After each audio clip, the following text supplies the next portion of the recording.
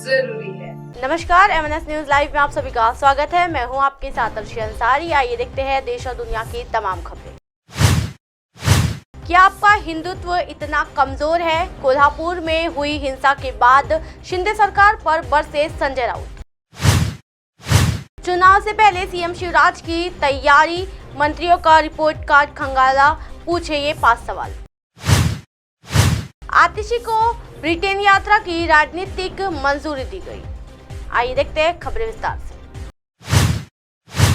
क्या आपका हिंदुत्व इतना कमजोर है? कोल्हापुर में हुई हिंसा के बाद शिंदे सरकार पर बरसे संजय राउत। जी हाँ, संभाजी नगर में कोल्हापुर हिंसा पर सांसद संजय राउत ने बड़ा बयान दिया है। जी हाँ, उन्होंने कहा, कोल्हापुर की स्थिति अब नियंत्रण में है। कोल्हापुर की जनता इसमें शामिल नहीं थी। मुझे जानकारी है कि स्थिति खराब करने के लिए कोल्हापुर के बाहर से लोग लाए गए थे। राज्य के गृह मंत्री से मेरा आह्वान है कि आए, आपके पास इंटेलिजेंस नहीं है तो आप हमारे जानकारी लीजिए। जी हाँ, आप हिंदुत्व की बात करते हैं तो क्या आपका हिंदुत्व इतना कमजोर है कि किसी शहर में किसी की फोटो कार्यक्रम में उछाल दिया तो आपका हिंदुत्व खतरे में आ गया है? जी हाँ, संजय ने एकनाथ शिंदे पर साधा निशाना। शिवसेना यानी यूबीटी के सांसद और पार्टी के प्रमुख प्रवक्ता संजय राउत ने बुधवार को कहा कि औरंगजेब और टीपू सुल्तान पर हाल ही में विवादास्पद सोशल मीडिया पोस्ट साझा करने वाले लोगों पर देशद्रोह के आरोप लगाए जाने चाहिए। जी हाँ, राउत ने आगे कहा कि औरंगजेब के भक्तों के राज्य के साथ साथ देश में रहने का कोई अधिकार नहीं है और इन्हें पाकिस्तान जाना चाहिए। औरंगजेब पर दिया बड़ा बयान।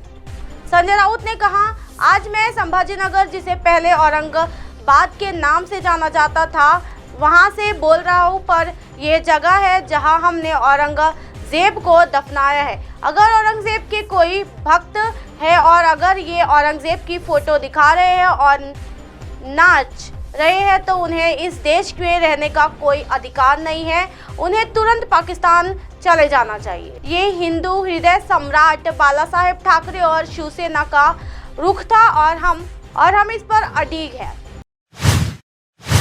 चुनाव से पहले सीएम शिवराज की तैयारी, मंत्रियों का रिपोर्ट कार्ड खंगाला, पूछे ये 5 सवाल। जी हाँ, मध्य प्रदेश के प्रमुख शिवराज सिंह चौहान चुनावी साल में ताबड़तोड़ बैटिंग कर रहे हैं। जी हाँ, ये मैदानी दौरों के साथ साथ अपने साथियों के कामकाज पर भी नजर रख रहे हैं। जी हाँ, बुधवार को सीएम चौहान ने भोपाल में कैबिनेट सहयोगियों की क्लास ली। उन्होंने सभी से पूछा कि कितने रात अपने प्रभार वाले जिले में रुके, पार्टी की बैठक कहाँ रही और किस कार्यक्रम के घर खाना खाया। जी हाँ, उन्होंने मंत्रियों से सरकारी योजनाओं के जमीनी क्रियान्वयन की रिपोर्ट भी ली। यहाँ बताते चले कि मुख्यमंत्री शिवराज सिंह चौहान ने बुधवार को सभी मंत्रियों के कामकाज और प्रभार वाले जिलों में दौरे का रिव्यू किया। हालांकि अनिवार्य रूप से बैठक में शामिल होने के निर्देश के बावजूद कुछ नहीं पहुंचे। जी हाँ, सीएम शिवराज सिंह चौहान के पास मंत्रियों की बैठक के लिए 5 सवाल थे। करीब 45 मिनट चली बैठक में उन्होंने अपने कैबिनेट सहयोगियों से पूछा कि प्रभास के जिले में कितनी रात रुके, किसे बीजेपी कार्यकर्ता के यहाँ खाना खाया, कहाँ पर पार्टी की बैठक ली और किसे बुलाया। जी हाँ, वही ये भी पूछा कि जनता का फीडबैक किधर से लिया और सरकारी योजनाओं के जमीनी क्रियान्वयन की रिपोर्ट कैसी है। एक मंत्रियों से सारे सवालों का जवाब दिया। जी हाँ, मंत्रियों ने दिए सवालों के जवाब। जैसा कि आपने देखा, बैठक में सभी मंत्रियों अपनी रिपोर्ट को कार्यालय लेकर पहुंचे। उन्होंने एक एक करके सीएम को बताया कि ये कब कब गए और कितनी रात रुके। सरकारी कर्मियों का फीडबैक भी मंत्रियों ने दिया। सभी से बात करने के बाद मुख्यमंत्री ने कहा कि बार बार लोग यह आरोप लगाते हैं कि मंत्री क्षेत्र में या प्रभार के जिलों में नहीं जाते, लेकिन रिपोर्ट देखकर तो ऐसा नहीं लगा। आप लोग इसी तरह से जुटे रहे। चुनाव का साल है और अब वक्त कम है। कार्यकर्ताओं से मिलने की नसीहत। जी हाँ, सीएम चौहान ने कहा कि पार्टी के कार्यकर्ताओं और जिलों के वरिष्ठ नेताओं के साथ तालमेल बिठाए, जब दौरे पर जाए तो कार्यकर्ताओं से मिलने का वक्त भी रख।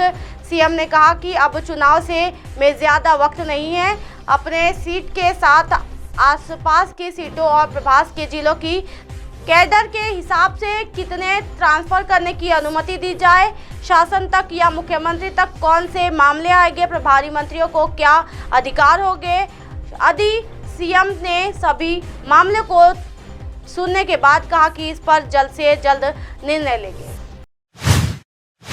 केंद्र सरकार ने दिल्ली हाईकोर्ट को किया सूचित, आतिशी को ब्रिटेन यात्रा की राजनीति मंजूरी दी गई। जी हाँ, केंद्र सरकार ने बुधवार को दिल्ली हाईकोर्ट को सूचित किया है कि दिल्ली की स्वास्थ्य मंत्री आतिशी की यूनाइटेड किंगडम यूके के आधिकारिक यात्रा के लिए राजनीतिक मंजूरी दी जा चुकी है। रिपोर्ट्स के अनुसार आतिशी ने मंगलवार को दिल्ली हाईकोर्ट का रुख किया था। जी हाँ, उन्होंने कोर्ट से अनुरोध किया था कि वो केंद्र सरकार को उनकी छात्र यात्रा के लिए आवश्यक मंजूरी के संबंध में निर्णय लेने का निर्देश दे। न्यायमूर्ति चंद्रधारी सिंह के एकल न्यायाधीश पीठ ने विदेश मंत्रालय की प्रस्तुति दर्ज की।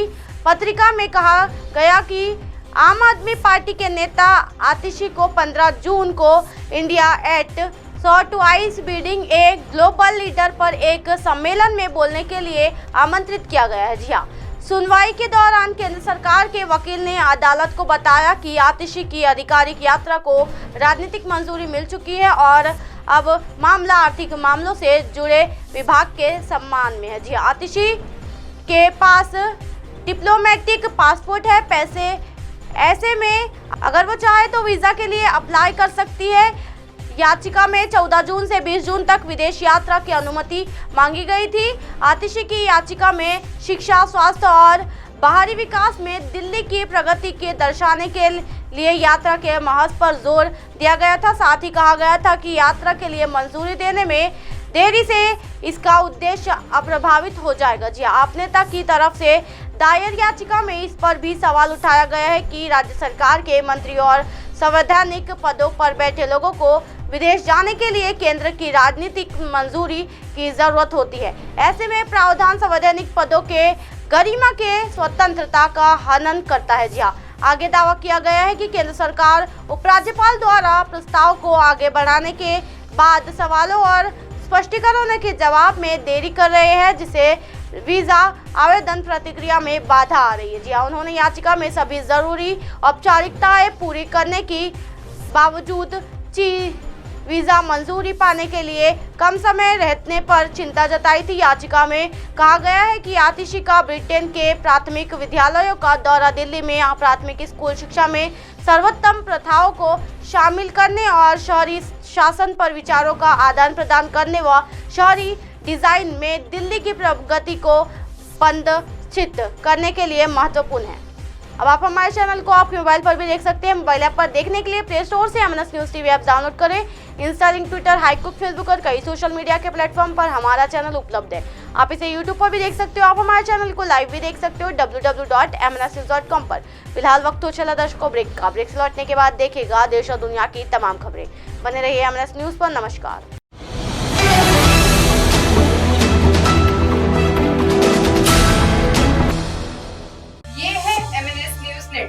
और आप देख रहे हैं एमएनएस न्यूज।